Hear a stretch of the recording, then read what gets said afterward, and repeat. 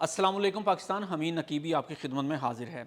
नाजरीन, लाहौर, फैसलाबाद, सरगोदा, मुल्तान, भावलपुर, रहीम यार ख़ान, डीजी ख़ान और सिंध के कई शहर इस वक्त एक अजीब कैफियत से गुज़र रहे हैं।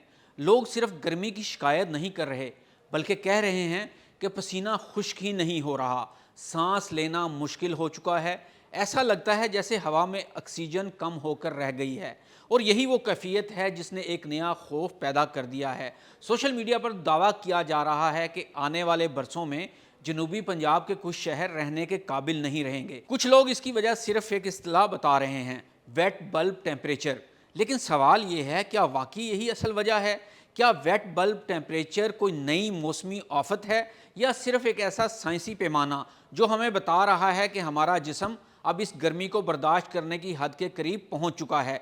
अगर ऐसा है तो पाकिस्तान ही इसकी लपेट में क्यों आ रहा है? क्या वाकई जनूबी पंजाब मुस्तकबिल में दुनिया के ख़तरनाक तरीन गर्म इलाकों में शामिल हो सकता है? और सबसे अहम सवाल, क्या इस सूरत हाल से बचना मुमकिन है या ये हमारे मुस्तकबिल की नई हकीकत बनने वाली है? आज इस वीडियो में हम सोशल मीडिया के दावे नहीं बल्कि दुनिया की मुस्तनद साइंसी रिपोर्ट्स, मौसमियाती तहकीकात और ज़मीनी हक़ाइक़ की बुनियाद पर जानेंगे कि वेट बल्ब टेम्परेचर आखिर है क्या, ये बनता कैसे है, पाकिस्तान में क्यों बढ़ रहा है, मुस्तकबिल में क्या हो सकता है और आम आदमी इससे ख़ुद को कैसे महफूज रख सकता है। नाज़रीन, अब सवाल ये है, आखिर वेट बल्ब टेम्परेचर है क्या? क्या ये कोई नई किस्म की गर्मी है? क्या कोई नया मौसमियाती सिस्टम है या फिर यही वो चीज़ है जो पाकिस्तान को नाकाबिल रहाइश बनाने वाली है? इसका जवाब है नहीं। और यही वो गलत फहमी है जो इस वक्त सोशल मीडिया पर सबसे ज़्यादा फैल रही है। सबसे पहले एक बात जहन नशीन कर लें, वेट बल्ब टेम्परेचर गर्मी की वजह नहीं है। ये सिर्फ एक साइंसी पैमाना यानी साइंटिफिक इंडेक्स है जो ये बताता है कि मौजूदा मौसम में इंसानी जिस्म अपने आप को कितने मौसर तरीके से ठंडा रख सकता है। यानी अगर आम दर्जा हरारत हमें बताता है कि हवा कितनी गर्म है, तो वेट बल्ब टेम्परेचर ये बताता है कि इस गर्म और मरतूब हवा में इंसान ज़िंदा रहने के लिए कितनी मौसर तरीके से अपने जिस्म को ठंडा रख सकता है। और यही वजह है कि आज दुनिया भर के मौसमियाती इदारे सिर्फ दर्जा हरारत नहीं देखते बल्कि वेट बल्ब टेम्परेचर भी मॉनिटर करते हैं। यहाँ वेट बल्ब टेम्परेचर को समझने के लिए समझना ज़रूरी है कि इंसानी जिस्म अपने आप को कैसे ठंडा रखता है। नाज़रीन, हमारे जिस्म का नॉर्मल दर्जा हरारत तकरीबन 37 डिग्री सेंटीग्रेड होता है। जैसे ही जिस्म गर्म होना शुरू होता है, दिमाग जिल्द को एक हुक्म देता है कि पसीना खारिज करो। ये पसीना जिस्म को ठंडा करने के लिए होता है। जब पसीना जिल्द से बुखरात बनकर उड़ता है तो वो अपने साथ जिस्म की हरारत भी ले जाता है। इस अमल को एवापोरेटिव कूलिंग कहते हैं। यही वजह है कि 45 डिग्री गर्मी में भी इंसान ज़िंदा रह सकता है। लेकिन ये सिस्टम सिर्फ एक शर्त पर काम करता है कि हवा में नमी कम होनी चाहिए है। असल मसला कहाँ पर शुरू होता है? अब फ़र्ज़ कर लें कि दर्जा हरारत 40 या 42 डिग्री सेंटीग्रेड है, लेकिन इसके साथ हवा में नमी भी 80 से 90% है। तो अब क्या होगा?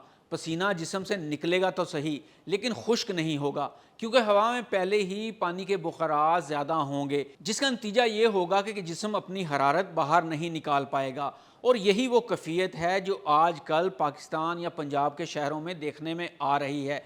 क्योंकि पसीना निकलता तो है, वो बुखारात बनकर ऊपर उड़ता नहीं है, जिसकी वजह से जिस्म की गर्मी भी जिस्म के अंदर ही रहती है और इंसान जो है बहुत ज़्यादा गर्मी फ़ील करता है, हब्स फ़ील करता है और ऐसे लगता है कि जैसे सांसें घुट रही हों।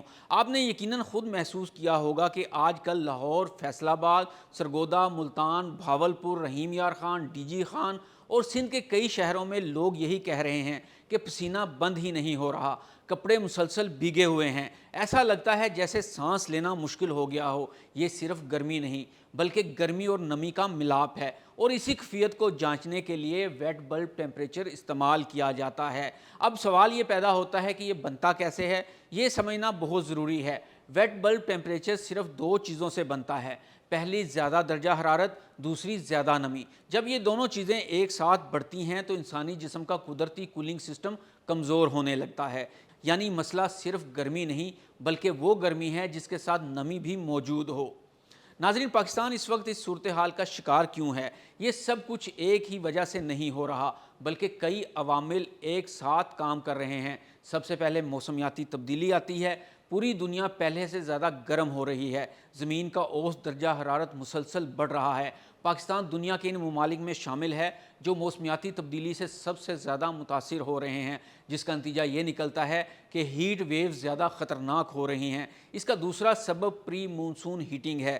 جون اور جولائی میں سورج تقریباً سیدھا پاکستان پر چمکتا ہے، زمین کئی ہفتوں تک مسلسل گرم ہوتی رہتی ہے، درجہ حرارت خطرناک حد تک پہنچ جاتا ہے۔ اگر تیسرے سبب کی بات کی جائے تو مونسون کی آمد ہے۔ یہاں ایک دلچسپ بات ہے، زیادہ تر لوگ سمجھتے ہیں کہ مونسون آئے گا تو گرمی کم ہوگی۔ یہ ہمیشہ درست نہیں ہوتا۔